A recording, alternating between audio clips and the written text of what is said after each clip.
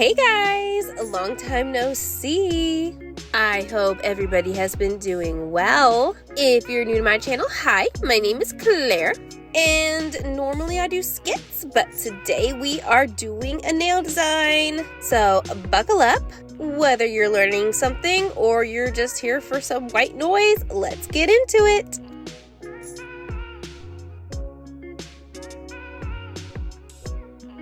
Alright, so I am not gonna tell a lie. This was not the easiest one to do. Well, it wasn't so much that it wasn't easy. It's more like it does take a really long time to make these. If you don't get interrupted with like kids or going to the bathroom or having to go do an errand like I always have to do, this set is probably going to take you about an hour and a half to do, just because there's a lot of product placement. There's a lot of curing, and there's a lot of like a quick cure where you just like cure it in place, then take it back out and then put it back, and there's just a lot of that. As per usual, I am putting down my main base colors first. So I'm going to do 3 in this yellowish mustardy color and then 2 in the nude because they're going to be French tips. For this specific design, if you saw the picture, we're going to be making 3D oranges on your nails, which is wild. Whoever came up with this, props to you. This is a beautiful, beautiful design. You can also do lemons too. Lemons would be super duper cute too. But today we're doing oranges, and I'm just taking this, like I said, OPI yellowish mustardy color. And this is 1 out of 2 OPIs I actually own. I really, honestly, I don't know. I don't really like OPI. It's not like a bad brand, but it's got a bad rap. So for me personally, I just don't use it. Like, I'm not going to go out of my way to buy OPI. The 2 colors I have were gifted, so that's why I have them. And since I have them, might as well use them, And the nude color is from Beetles. I think the sticker said B071. It is my favorite under nude for my base. It's just a pinch darker than what I normally would use for a base. So it gives a really pretty undertone, if that makes sense. Like, your skin has an undertone, gel can have an undertone. And then I just pop that in the microwave for like 30 seconds. I say microwave, I know it's a lamp, I just call it a microwave because I don't know, why not? Then for the second and third coat on the nude, I'm going to go with Memida. You can also get it on Amazon. It's like the neutral color. It's a little bit lighter than the nude under it. And these polishes are sheer, so I always do at least 3 coats of whatever base I'm using. And then again, I'm just going to pop that back in the microwave and do it again. I also did add 1 more coat of that OPI mustardy yellow, just because I don't want those nails as opaque, and I usually put at least 2 coats because a lot of polishes are not 1 coaters, and if they are, it's still better because you don't want your nails too flimsy. And that's what they're going to look like as soon as you take them out. Next, I'm going to go in with this new gel that I'm actually trying out. It actually came as a set. They had this really pretty jelly yellow, and I just was like, oh, this is perfect. So I did end up only putting 1 coat on top of that yellow nail, just because I don't want to drown out the OPI yellow. I still kind of want it to shine through. It gives the nail more variety, if that makes sense, more depth. That's why I really like jelly colors. Like, if you add them to a more opaque polish, it just makes it look, I don't know, better, like elevated. I don't know, maybe that's just me. And always put your lids back on, okay? I'm so bad at this, but I really do try to remind myself to put the lids on. I know it's gel, but you still have to put the lids on. I'm telling that to myself. Next, I have this really thin liner brush. We're gonna go in, and I'm going to take a drop, and I'm going to line the top. Because we're making an orange. If you think about an orange has skin. So this is kind of like we're adding the skin of the orange on the top as if you opened it from the top of your nail. Kind of sounds gross saying that, but it is what it is.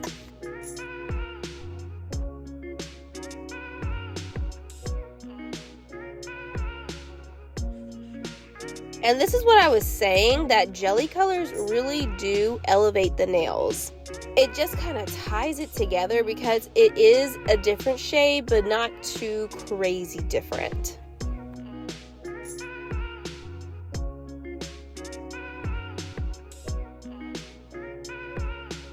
Now, I am also going to put some of that orange color on top of the pinky nail, but I'm not going to do that to every nail. I want every nail to be a little bit unique, but not to the point where they don't go together. So I'm just going to line the very edge of my pinky nail using that darker orange color. And that's it for that. And we're just going to pop that back into the oven.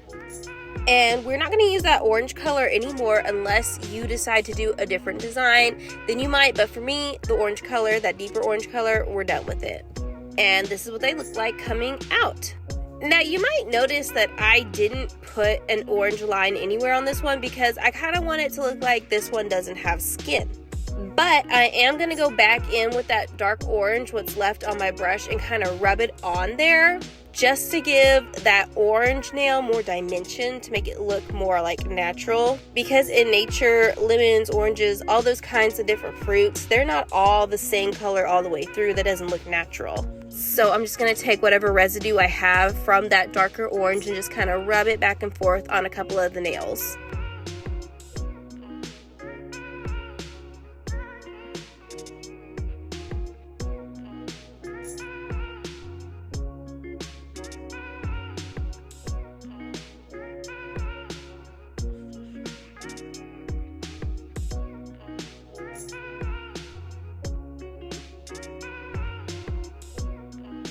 Okay, next we're going to take our white and we're going to get just a little dab of that on the same liner brush. I wiped it off, but it's the same liner brush. And for this nail, I'm going to spot it right in the middle, just a little dot. A little goes a long way with this design. And because of that, we really don't need too much white. White is such a opaque color and such a bold color, especially compared to this orange color. And you're gonna see that I go back and forth with that napkin to remove a lot of that excess white because I just really don't want it to overpower that orange.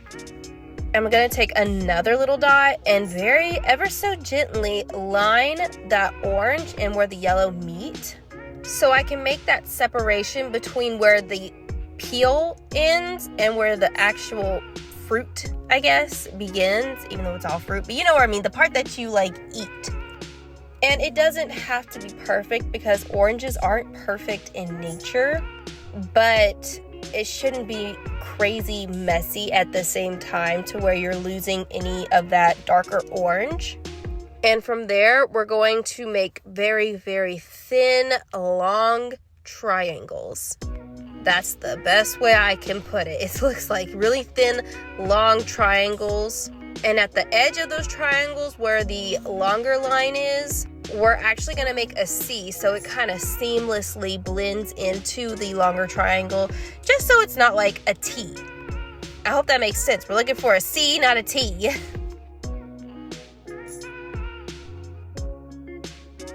It should look something like that when you're starting. And like I said, it doesn't have to be perfect. You don't have to have yours look exactly like mine. This is just kind of a guide. Like people, every orange is different. So your oranges are going to look different from my oranges. It's totally fine. Now I've already started, but with that white dot in the middle, you're going to feather out your white paint. Me personally, I liked the thinner feathering. You can do thicker. I personally think the thinner looks better. And you're just gonna keep feathering out until you're happy with it. As long as you don't cover the entire nail, then you're good. You know, feather away.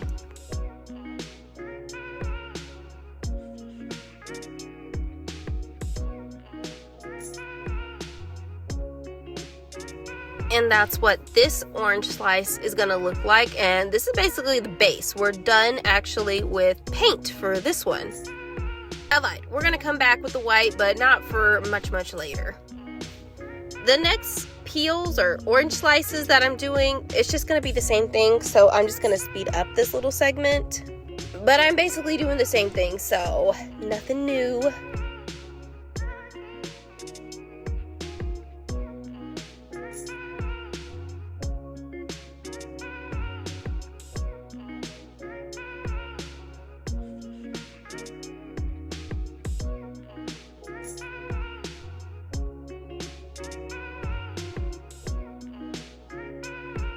And boom, all done. This is what they should look like when you're done. And that's step number 4.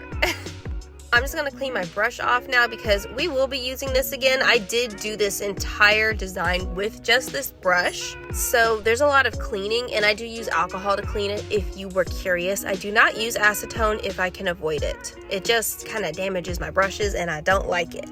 Now this part is kind of to each their own on what kind of gel you want to use.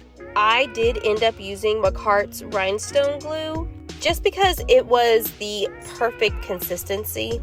If I had had like loose hard gel like in a jar, I probably would have used that, but I just ran out and I really wanted to do this set, so I used what I had. And in my opinion, it turned out looking great. So it kind of looks like I have fancy brush work going. I don't know if you can see, but I'm actually spinning the brush in my hand. Well, I'm spinning it here, but that wasn't the spinning I was talking about. But I do kind of make a slow circle on where I want that gel to lay. And once I have it laid where I want, I'm going to slowly kind of mold it to the end thinner, as if it was a really juicy bubble is what I would say.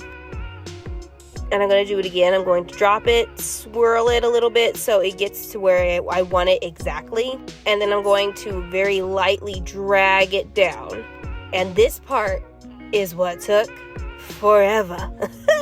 This part took forever because, well, even if it was hard gel, just the consistency, it is slightly runny. So if you let hard gel or any kind of gel that's moldable, it's gonna start moving. So between at least, I did like 2 drops, I laid them down on the nail and I would quickly put it in my lamp just for a quick cure, like 10 seconds.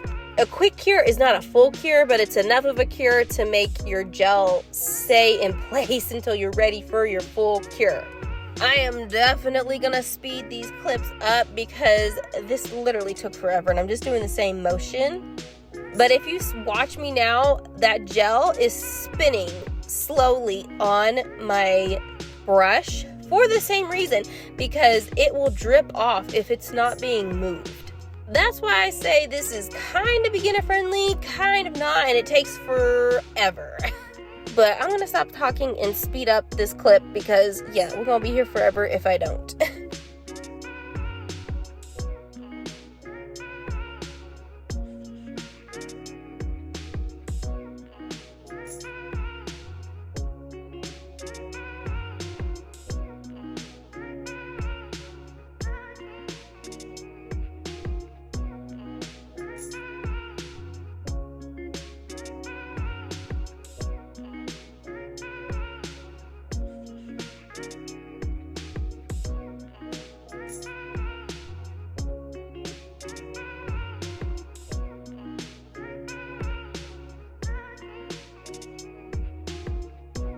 I had to pause real quick. Do you see it coming together? I'm so excited. Like, I know I made this set already and I'm staring at it right now, but I love the design, like the detail. Oh, it's so freaking cool. Who came up with this? Who did it? Because this is cool. Props, okay? Props to you, whoever made this. This is like genius.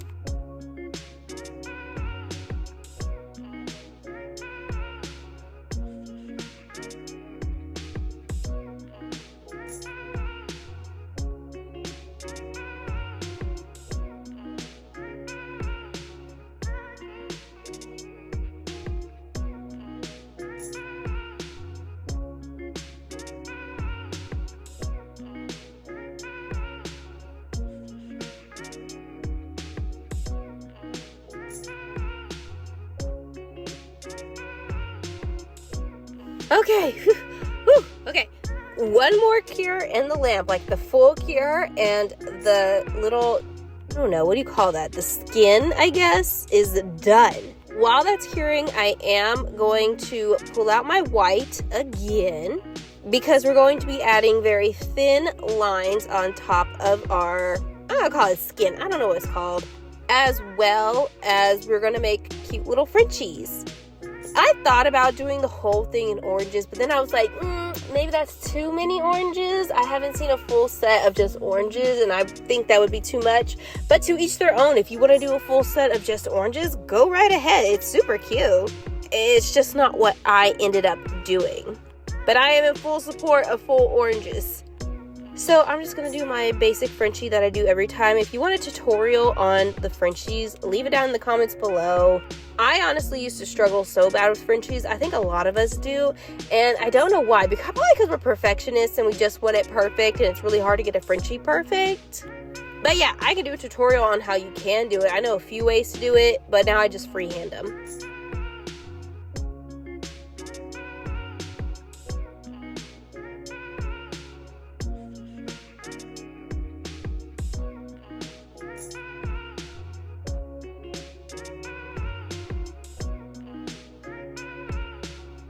And done. Here are the Frenchies. We're not gonna leave them white. I just didn't like how they looked personally. I did want to put a cute little blue color, kind of like the ocean, give it like springy summer vibes. But you can do whatever you want with your Frenchies. You don't have to make them like I do.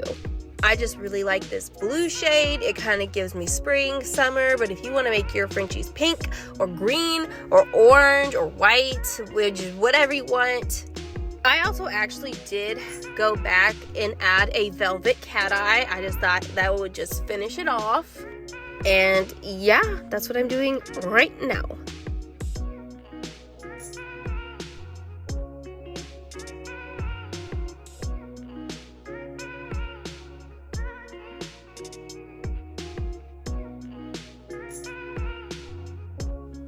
And boom, everything is cured, everything looks great, and you could honestly leave it how it is now, but I just wanted to be a little bit extra. Did you see me totally dropped that bottle? Oops. Anyway, I'm just going to add this pretty cat eye on top of that blue. It just gives it a little more oomph, you know, like ooh, like ah. And this set is really extra, so why not? At this point, you might as well add everything you can. I really like this cat's eye too because it can go with any polish you want. But you do have to be careful with the versatile cat eyes because they can kind of change the color of whatever polish you put them with. But again, oomph. They're good for the oomph. Ooh, ah.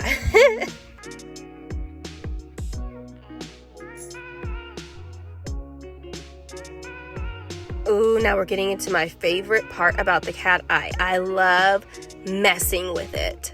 Now, don't get me wrong. You can overwork your cat eye to the point where you can barely see it or it just doesn't look good. But I didn't in this case. Sometimes I still do. It doesn't matter how good you get. You're going to have mistakes. I didn't do it this time, though. I like to give it a velvet look, which means the shine is more focused in the middle than a straight line or across. Kind of makes it look like crushed velvet, hence the name.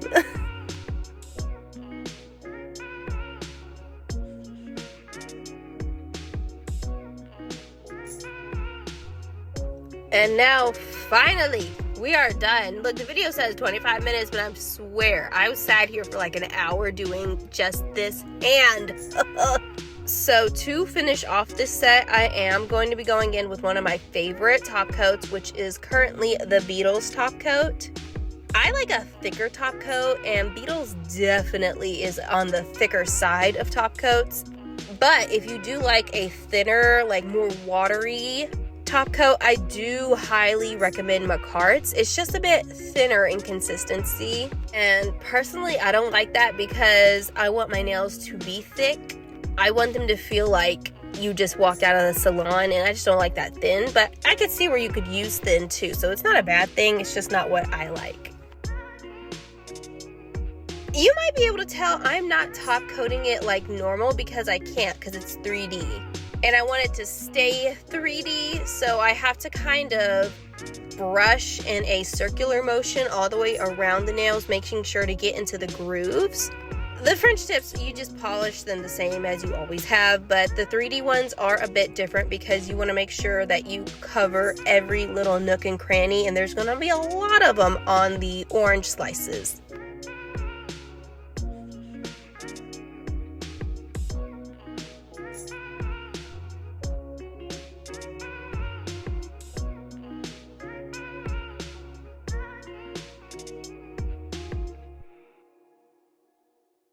But we are finally done, y'all.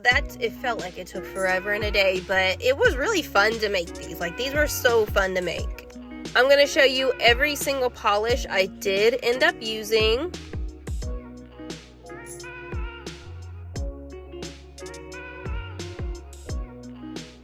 Again, that hard gel is the rhinestone glue from Bacart.